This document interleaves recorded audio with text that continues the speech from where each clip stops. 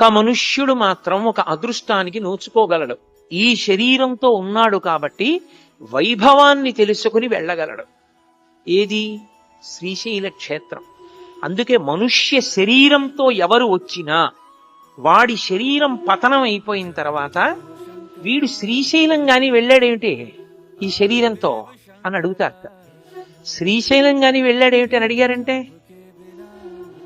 ఎంత పెద్ద ప్రశ్నో మీరు ఆలోచించారు. శ్రీశైలం వెళ్ళాడండి అంటే ఏదో ఇంకో చోటికి కూడా వెళ్ళాడండి అన్నట్టు తీసుకోరు. శ్రీశైలంలో అడుగు పెట్టాడు అంటే జీవయాత్ర ఎందే పెద్ద మలుపు.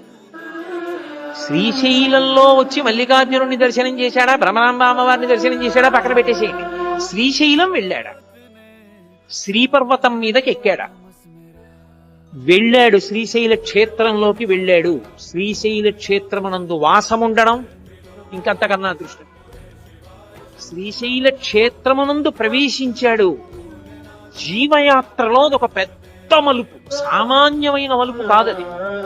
అటువంటి శ్రీశైల క్షేత్రమునందు ఎవరైనా ప్రవేశం చేస్తే వాళ్ళకి తరువాతి కాలమునందు ఉత్తర జన్మలను పరమేశ్వరుడు విశేషంగా తగ్గించేస్తాడంటే ఈ ఒక పుణ్యాన్ని అడ్డుపెట్టి ఈశ్వరుని యందు కలిసిపోవడానికి కావలసినటువంటి స్థితికి దగ్గర చేస్తాడు. అసలు ఒక జీవుడికి పంటంతకన్నా ఇంకోటి లేదు. భక్తి ప్రశాంతతకి మారు పేరు. భక్తికి ఫలితమేమి? శాంతిగా ఉండగలగాలి.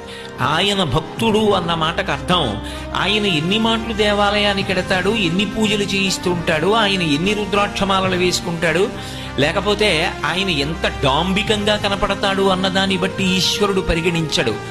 ఆయన ఎంత ప్రశాంతంగా ఉంటాడు అన్నదాన్ని బట్టి ఆయన భక్తి అన్న తల్లికి ఎంత ముద్దు బిడ్డడయ్యాడు అన్నది అర్థం అవుతుంది.